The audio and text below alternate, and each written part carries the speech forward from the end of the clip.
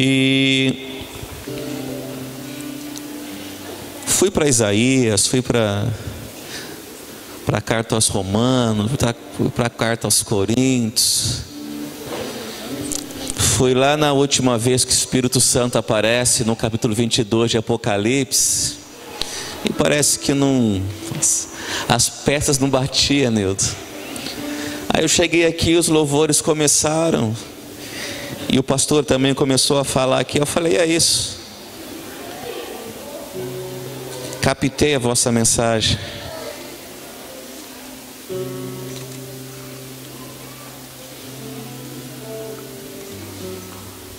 Peço que você abra sua Bíblia no livro de João, Evangelho de João, Mateus, Marcos, Lucas e João.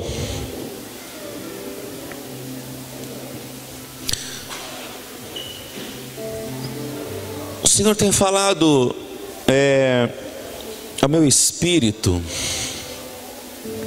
a respeito do pão. A Né estava louvando aqui também, o louvor tinha algumas frases falando a respeito do pão. Aí o pastor Alexandre também falando aqui a respeito do pão. Eu falei, Senhor, grande é o mistério. Ele é o pão da vida. E eu quero ler com você. E eu quero animar você nessa noite que o Senhor tem pão para você. O Senhor tem um alimento fresco para você nessa noite.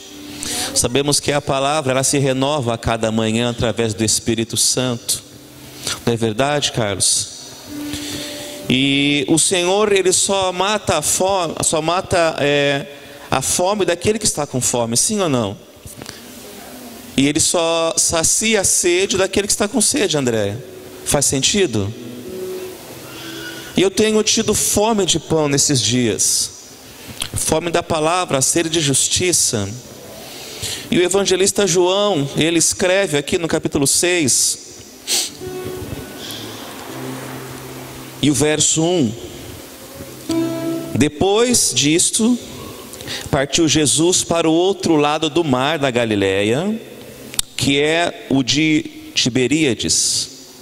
E grande multidão o seguia, porque via os sinais que operava sobre os enfermos. E Jesus subiu ao monte e assentou-se ali com seus discípulos. E a Páscoa, a festa dos judeus, estava próxima.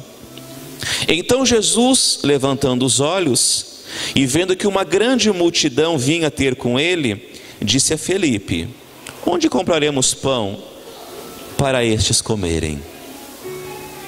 Olhe para mim por um instante. O que me pega de súbito neste capítulo e nesses versículos é que aonde Jesus estava havia uma grande multidão. Só que esta multidão ia após Jesus por conta dos milagres que ele fazia. Então nós interpretando o texto aqui, nós vamos ter o quê? Um tipo de pessoas neste texto: pessoas enfermas e pessoas famintas. Nós vemos o texto que as pessoas iam após ele por causa dos milagres que ele fazia. Porque até então essa multidão conhecia Jesus, não o Cristo, o Filho de Deus. Essa multidão, né, conhecia o Jesus dos milagres, o Jesus que matava a fome, não o pão da vida, não a unção que Isaías diz que pairava sobre ele. Olha que interessante, e neste tempo, não somos nós, Kellen, que estamos questionando o Mestre. Jesus vê uma grande multidão, lá de cima, ele contempla a situação daquele povo em um tempo determinado, e ele estava orando com os seus discípulos. E diz o texto que após ele contemplar aqui algo negativo, ele chama uma pessoa, por nome Filipe, um dos discípulos. E olha que interessante, eu fiquei meio assustado aqui, Nildo. Por que eu fiquei assustado aqui? Porque neste tempo, não é Jesus que vai operar o milagre à primeira instância, é a nossa fé. Porque ele questiona Filipe: onde nós vamos ter tantos pães para alimentar este povo? Olha aqui o texto falando aqui, ó. E Jesus subiu ao monte e assentou-se ali com os discípulos. Verso 4: e a Páscoa, a festa dos judeus, estava próxima. Então Jesus, levantando os olhos e vendo que uma grande multidão vinha ter com ele, disse a Filipe: onde compremos pão para estes comerem? Hã? Faz sentido para você aí? Porque é nós que queremos extrair, né? É nós que sempre pedimos, Senhor, dá pão, dá pão, dá pão, dá pão, dá pão. Só que aqui ele fala: Filipe, e aí? Vai colocar a cara para bater? E aí, filho, vai se arriscar? Você já vai entender. O verso 6: mas dizia isso para quê? Para o experimentar, porque ele bem sabia o que havia de fazer. É mais ou menos assim. E aí, Daniel, você já aprendeu como que faz? Há tanto tempo você anda comigo, há tanto tempo você diz que eu faço milagres, há tanto tempo você extrai coisas de mim. Agora é eu que vou testar você. Vamos ver o que você vai fazer com tudo aquilo que eu já vos ensinei. É mais ou menos isso que ele fala para Filipe. Porque Jesus sabia o que ele ia fazer. Verso 7: Filipe respondeu-lhe: 200 dinheiros de pão não lhe bastarão para que cada um deles tome um pouco. E um dos seus discípulos, André, irmão de Simão Pedro, disse-lhe: está aqui um rapaz que tem o quê? E quantos peixes? Mas o que é isso para tanta gente? Entenda algo. Eu vou replicar aqui o que o pastor já falou. Você não é tão pobre que você nunca pode oferecer nada.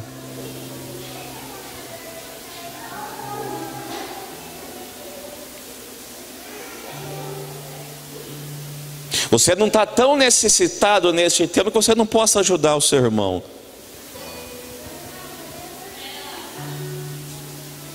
Eu tenho falado, onde eu tenho ministrado, que se você fez 3 refeições nesse dia, você é 60% da parte mediana do Brasil. Você não faz parte da classe média, você faz parte da classe média para alta. 3 refeições: café, almoço e janta. Sabe qual que é o nosso problema? É que nós nunca tivemos fome. Sabe qual que é o nosso problema? Nós não sabemos o que é sede. Nós não sabemos o que é frio, passar frio. Nós não sabemos.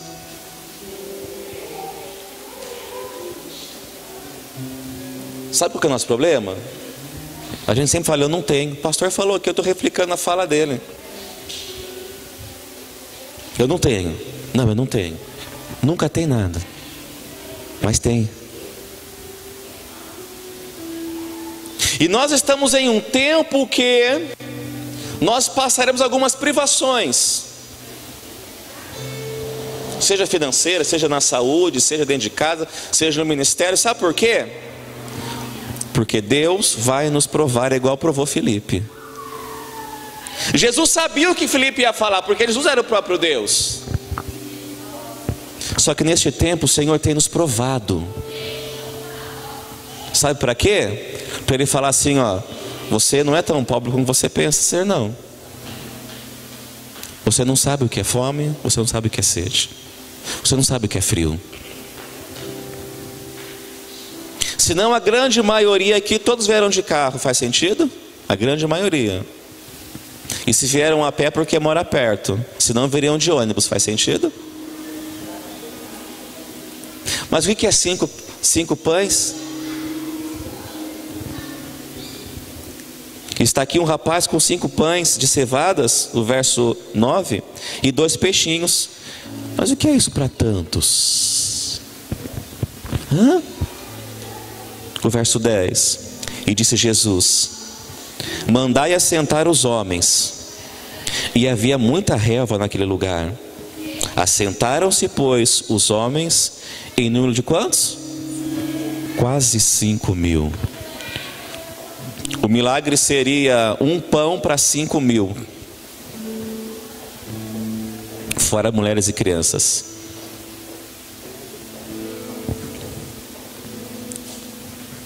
E Jesus tomou os pães e, havendo dado graça, fez o quê?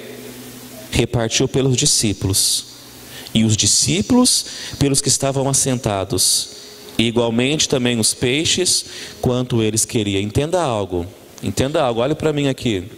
Jesus não vai colocar a mão naquilo que você não deixa ele colocar nesse tempo.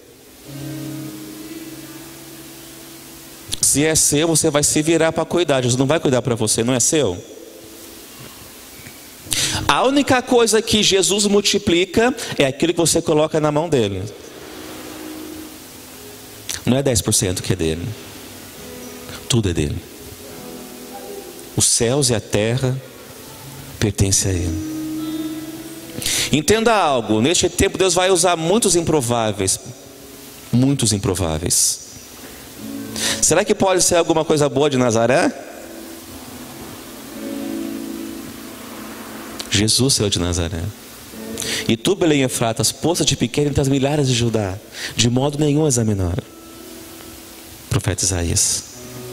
De ti sairá o rebento de Jessé, o cetro de Jacó, regerá toda a humanidade. Escuta o que eu vou te falar. Tudo que está na Bíblia vai acontecer. Tudo. Tudo. De bom, de ruim. E você precisa estar preparado para o dia mau. Você precisa estar preparado para ser como esse menino. Não aparece o nome dele. Aparece o que ele fez, pastora, mas não aparece o nome dele. Entenda algo, você vai ter que liberar os seus 5 pães e os seus peixes nesse tempo. Sabe para quê? Para que Deus multiplique a seu favor. Deus só multiplica aquilo que você coloca nas mãos dele. Primeiro ele coloca os homens sentados, ele pega os pães, ele faz o quê? Ele dá graça. E se você se declinar no texto, você vai ver que Jesus não deu nada para ninguém. Ele deu na mão dos discípulos, e os discípulos repartiram para a multidão. A parte dele é fazer o milagre, a nossa parte é coordenar o milagre, pastor. A nossa parte é multiplicar o milagre.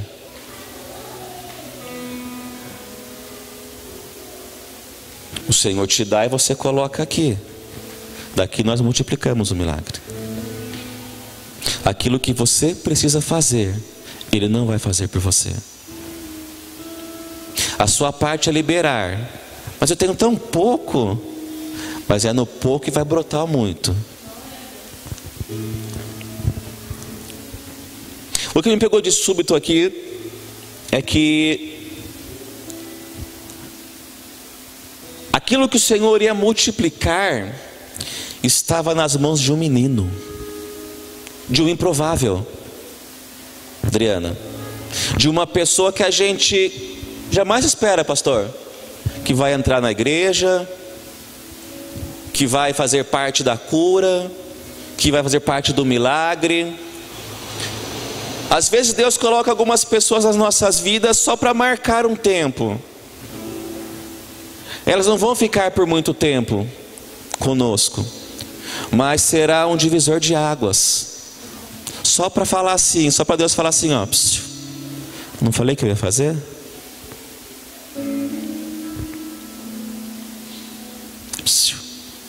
Não falei que eu ia salvar? Não falei que eu ia curar? Não falei que eu ia fazer a rocha brotar água? Eu não falei que eu ia abençoar no meio do deserto? O tempo que o povo mais comeu carne foi no deserto e mais bebeu água. O que vocês queriam? Carne? Tá aí carne. Entenda algo. Você só vai ser cheio daquilo que você buscar. Se você não buscar Deus, você não vai ser cheio de Deus. Se você não buscar conhecer e prosseguir Deus através da palavra, não tem outra forma de conhecer Deus. Pastora, não tem outra forma. Não tem outra forma de você receber o Espírito Santo se não for através da palavra. Atos 2. E mais uma vez aqui há um marco da Páscoa. Aqui mais uma vez o Senhor falando que Ele quer nos encher do Espírito Santo.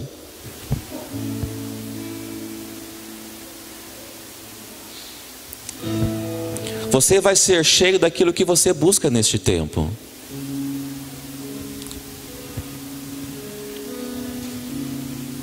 O verso 11: Jesus tomou os pães e, havendo dado graças, repartiu-os pelos discípulos, os discípulos pelos que estavam sentados, e igualmente os peixes quanto eles queriam. Entenda algo: igualmente. Ninguém vai comer mais que o outro nesse tempo. Deus não tem filhos prediletos.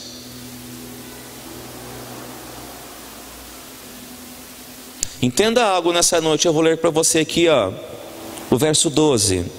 E quando estavam o quê? Saciados. Comeram aquele patê de alho lá, aquele negócio de abobrinha lá, né? E quando estavam saciados, disse aos seus discípulos: recolhei o quê? Os pedaços que o quê? Não é que sobraram. Preste atenção, não é que sobraram, é que sobejaram. Deus não trabalha com sobras. Deus trabalha com algo completo. O que isso quer dizer? Que se você não sabe onde você vai colocar o dinheiro, Deus não vai dar dinheiro para você.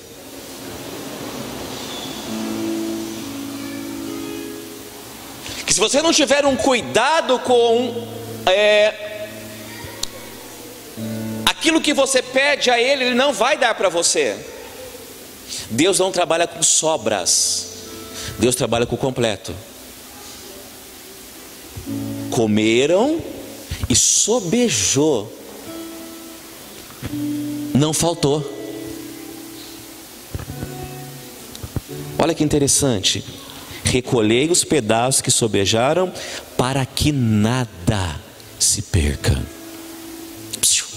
Nós não sabemos o que é ter fome. Eu creio que a grande maioria, se não a grande maioria, às vezes, entre aspas, sobra arroz, né, do almoço. Aí pega um lixinho lá, pastora, raspa lá umas 3, 4, 5, 6 conchas de arroz e joga fora. Eu já vi isso. Feijão, legumes. Ah, sobrou. Não sobrou não, sobejou. Não é sobra. Sabe por que Deus não dá mais? Porque nós estamos deixando perder. É que o texto está falando aqui, para que nada se perca.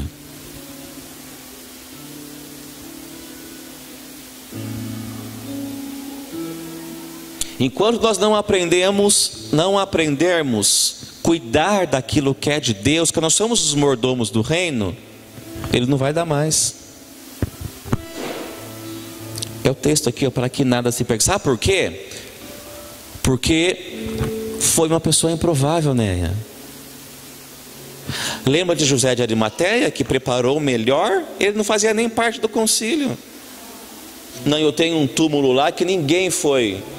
Era rico aquele homem, ele preparou o melhor para Jesus, para o corpo de Jesus. E ele enrolou o corpo de Jesus, e ele guardou o corpo de Jesus. Nós precisamos ter cuidado com as coisas eternas.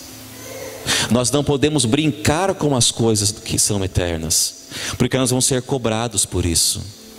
Toda palavra ociosa,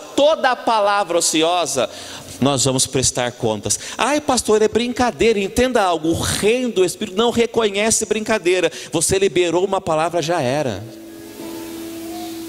Sabia disso? Ah, é brincadeirinha. O reino do Espírito não reconhece brincadeirinha.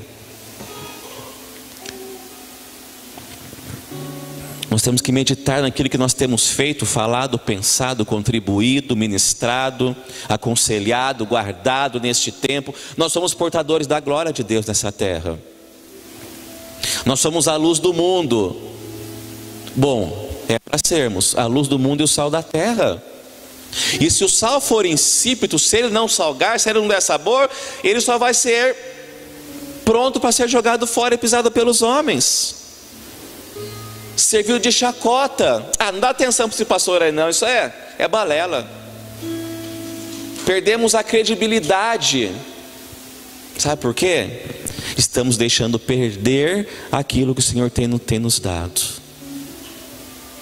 Não temos sido referência neste tempo.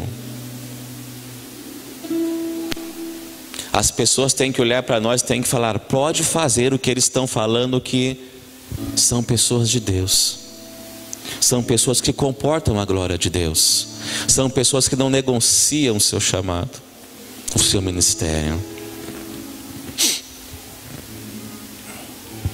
O verso 13: e recolheram-nos, pois, e encheram quantos cestos? 12 cestos. 12 é o número apostólico.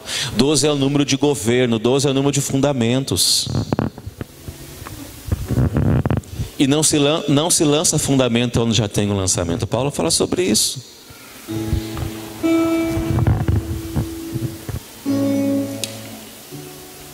O Senhor chamou 12, não ficou nenhum lá na cruz. Lá na cruz estava Maria Madalena, se não me falha a memória. A única genealogia que passa uma prostituta na linhagem judaica é de Jesus. A única pessoa que inaugurou o paraíso não levantou a mão no apelo, não tomou ceia, não batizou, né, pastor? Na piscina. O Douglas conseguiu batizar aqui com custo, o pastor conseguiu batizar ele aqui. Mas o ladrão da cruz não passou pelo batismo, não participou do CTM. E ele falou assim para o ladrão: hoje mesmo você vai entrar comigo no paraíso, no lugar de descanso, de delícia, no seio de Abraão.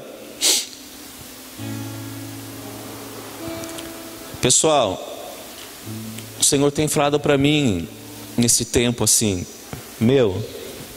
se arrisca. Tem falado para mim, pastor. Uma vez você falou assim para mim: pastor, cadê aquele profeta lá? Ele foi para você: é mesmo, né, pastora? Cadê aquela profeta, né? Sabe o que o inimigo tem feito conosco neste tempo? Ele quer nos desqualificar. Ele quer tirar a nossa identidade. Nós não somos cidadãos da terra. Nós não pertencemos a essa terra. Nós temos uma cidadania espiritual. E o Senhor fala que nós somos sacerdócio real e nós somos uma nação santa, para produzir um efeito, para reproduzir coisas eternas dele, daquelas pessoas que não conhecem ainda. Só que nós não temos feito isso.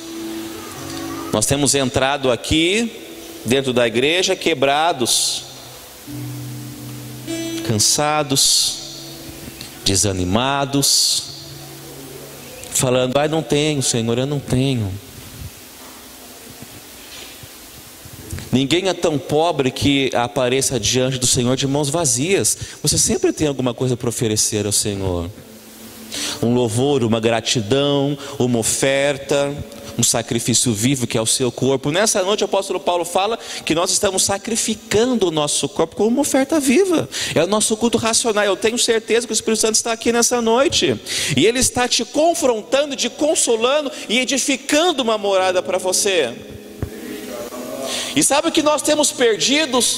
Quando eu tenho orado pela minha filha e pelos meus filhos, pela minha esposa, o Senhor tem falado: Néia, você tem que levantar altares como outrora. Você tem que erigir altares para quando eles passarem, eles verem os altares que você levantou. Em meio à guerra, em meio à tristeza, em meio à bonança, com dinheiro, sem dinheiro, eles vão olhar e vão falar: meu pai erigiu um altar aqui meu pai estava quebradinho com dor, mas estava ministrando lá, né, pastor? O que os nossos filhos vão falar de nós lá na frente, né? O que a Duda vai falar do Rodrigo e da Andréia lá na frente? Os filhos do Rodrigo, os filhos da Kellen. Eu já fui do tamanho daquela menininha que está nos braços ali. Fui pequenininho assim também. Não desenvolvi muito, né? Mas sabe o que tem acontecido?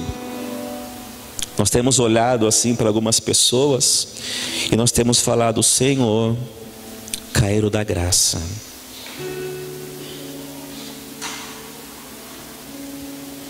Homens de governo na cidade, outrora a gente sentava, profeta, para escutar, e nós recebíamos algo de Deus.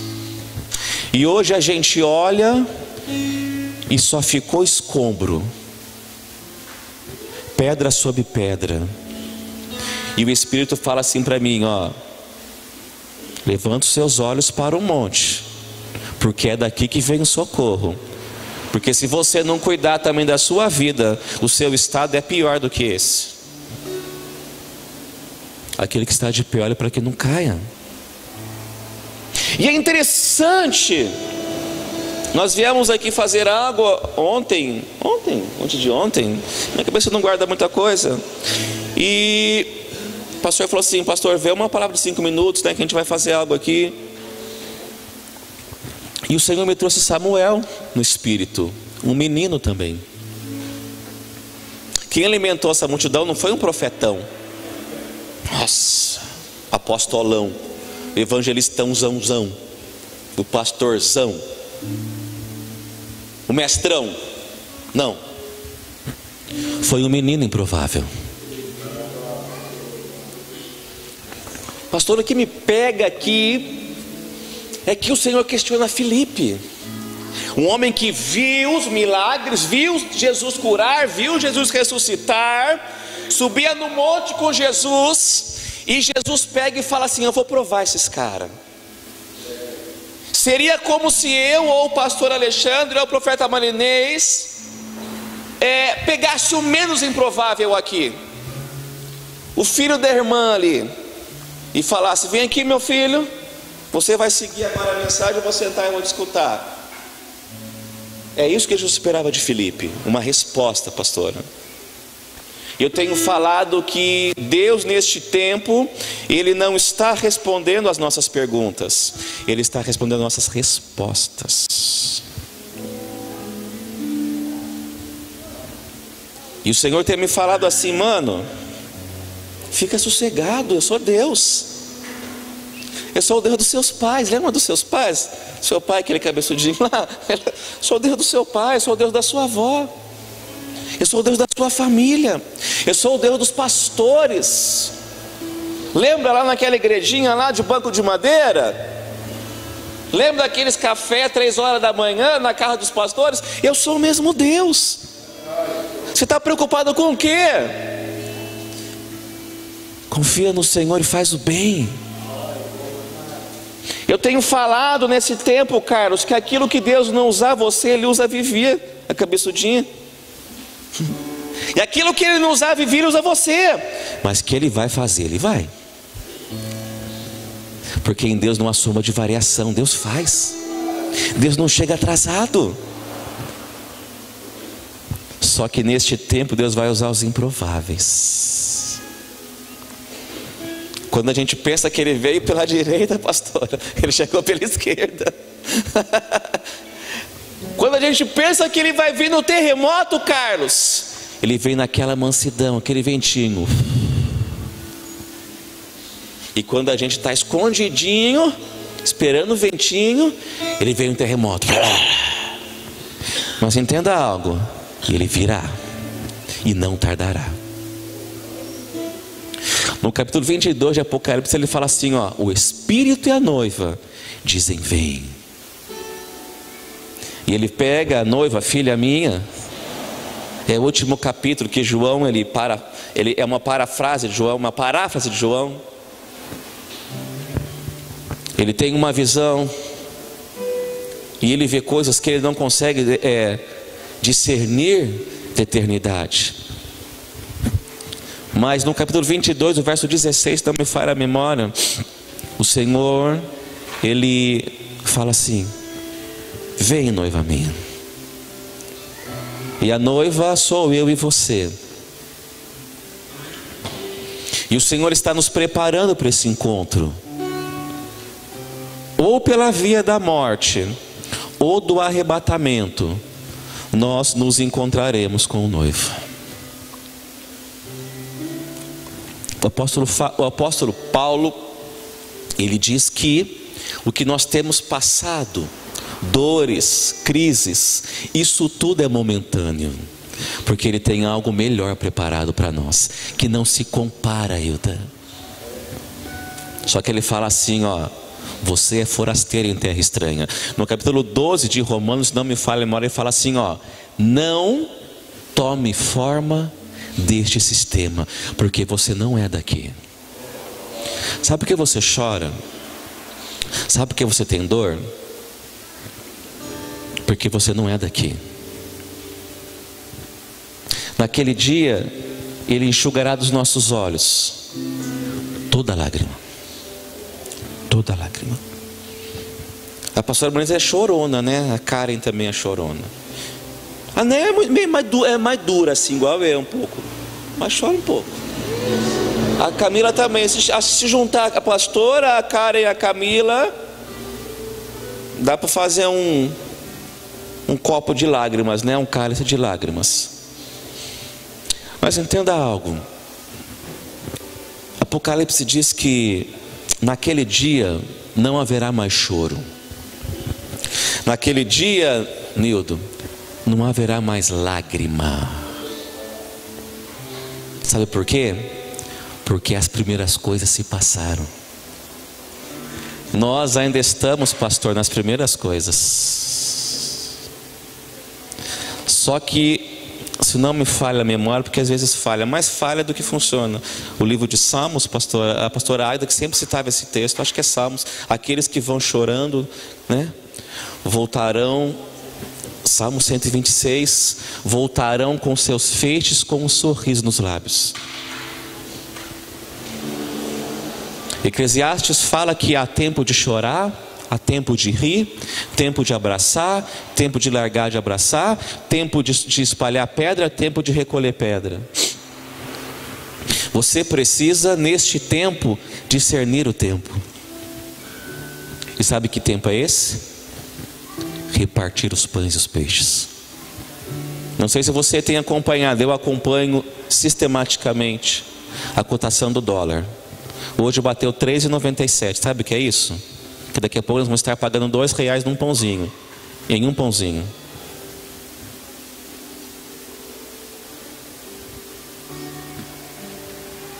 Nós entramos num tempo de governo, de governar nossas finanças, a nossa vida, o nosso casamento. E nós entramos num tempo de repartir, de impartir. Quanto mais você repartir, mais Deus vai dar para você. E eu vou falar algo aqui porque eu sou profeta. A pastora fala que eu sou um mestre profético. Eu vou nessa revelação dela. Quem é que quer ter mais dinheiro? Meu Deus, pensei que era só eu, o pastor Alexandre e a irmã lá atrás. Glória a Deus. Sabe o que você tem que fazer? Você tem que impartir dinheiro. Você sabia disso? Sabia disso? Tudo que você planta, você?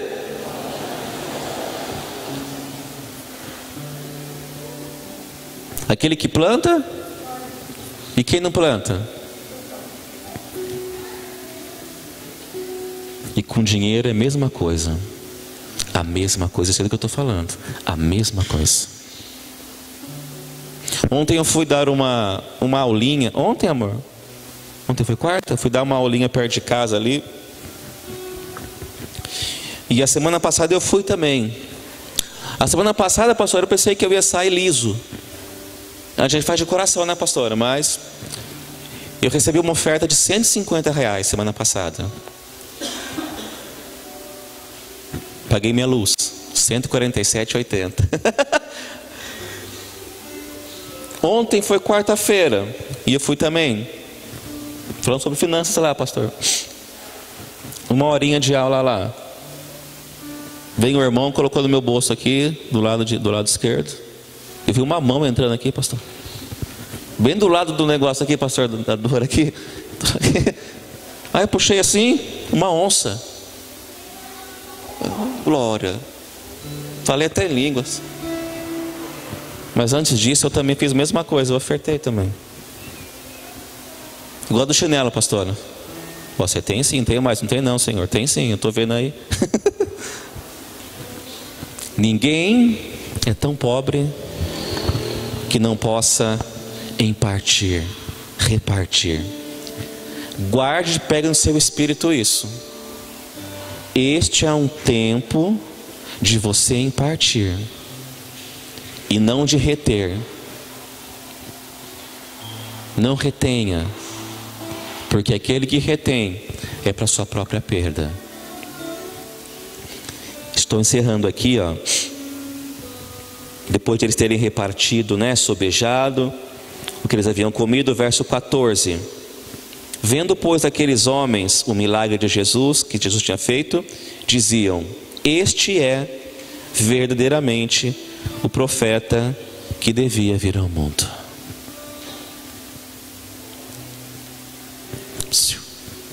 Chegou o tempo, eu quero colocar aspas nessa palavra, de provar, aspas, ok? De provar quem você é.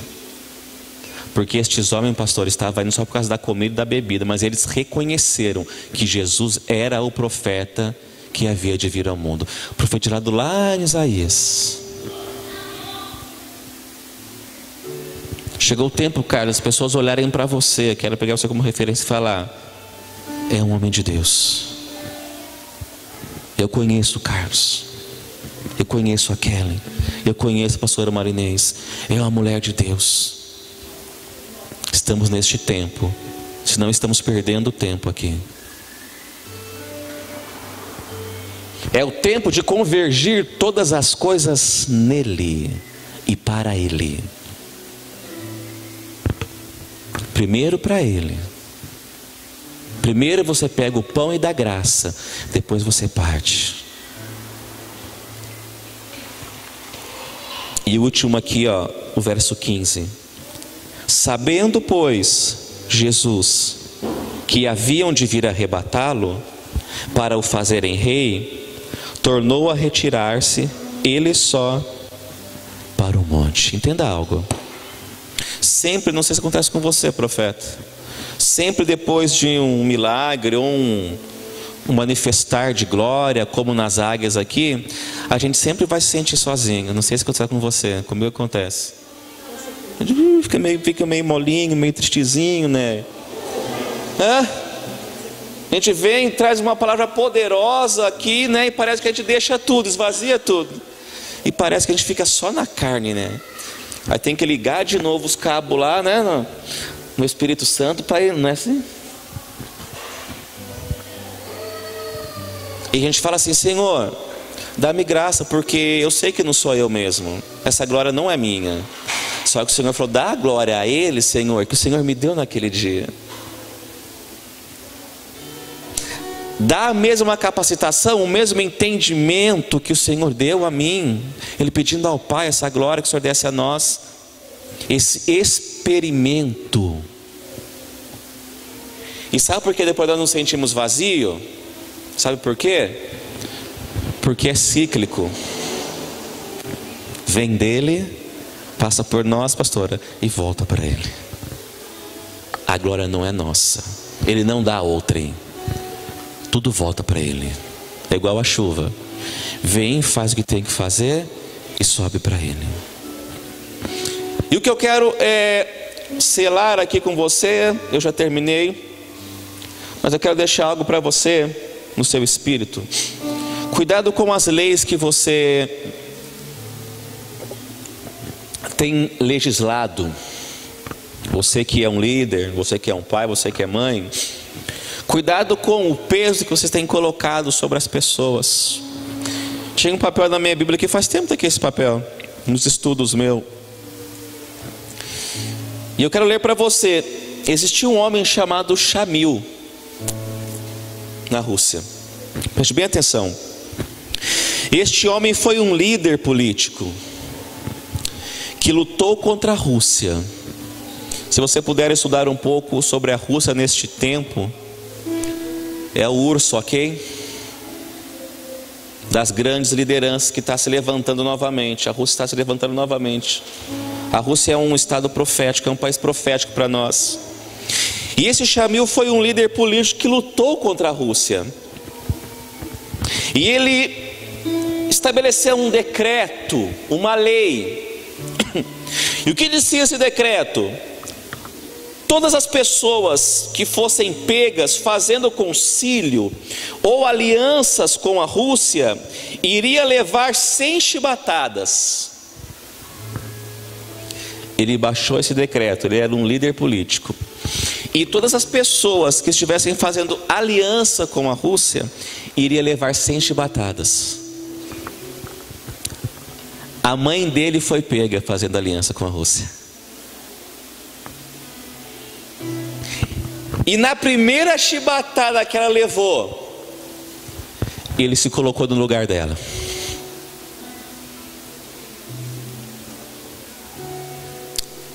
O que eu quero dizer com isso? Que quando nós falamos algo ou liberamos uma palavra, nós somos o primeiro a correr atrás dessa palavra para que ela se cumpra. E o que nós temos cobrado dos nossos liderados ou dos nossos filhos? Que carga temos colocado? O que temos prometido neste tempo? Eu vou fazer. Faça. Porque Shamil liberou esse decreto, que todos que fossem pegos fazendo aliança com a Rússia, iria levar 100 chibatadas. E para grande surpresa dele, a mãe dele foi pega fazendo essa aliança com a Rússia. E ele cumpriu o que ele falou, colocou a mãe dele lá. E na primeira chibatada que deram na mãe dele, ele tirou a mãe dele e se colocou lá para levar as 99 chibatadas. O que nós temos cobrado do nosso próximo? O que nós temos exigido do nosso próximo? Será que não está sendo muito duro? Que nós mesmos não estamos conseguindo cumprir? Porque quando eu cobro algo da Camila, eu tenho que ter feito primeiro. Amor, faz isso porque eu já fiz. Ela está estudando para fazer umas provas lá na empresa e ela me pegou de cobaia.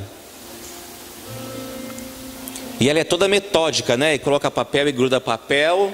E eu sou o aluno. E esse dia eu estava repousando. Ela chegou lá, amor, preciso passar para você isso. Como que eu tô?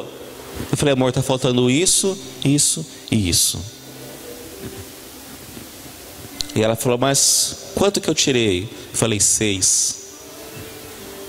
O que falta para 10? 10 eu não dou para ninguém. Eu dou 9. Sabe por quê? Porque se você der 10, a pessoa está o quê? Está ao léu. Então dá 9, porque ela sempre vai cobrar mais um ponto. Ela nunca vai. Entenda algo. Nós temos que nos colocar neste tempo no lugar das pessoas.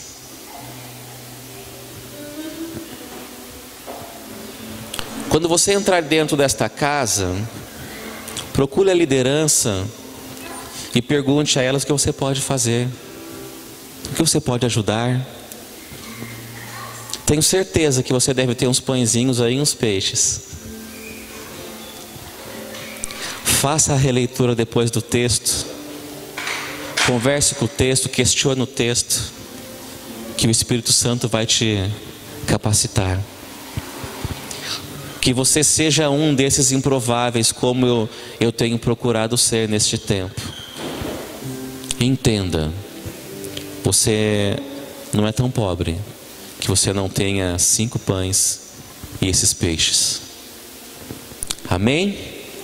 Que o Senhor continue te abençoando, te dando graça, até você deitar a sua cabeça, reclinar lá na seda javanesa lá na sua cama. Deus pode te usar ainda para algo, até acabar essa reunião, até você sair dessa porta. Vê se você não tem 5 pães e alguns peixes para abençoar o seu próximo. Um abraço, uma palavra, uma carona, uma oferta, uma onça, uma carpa, uma tartaruga.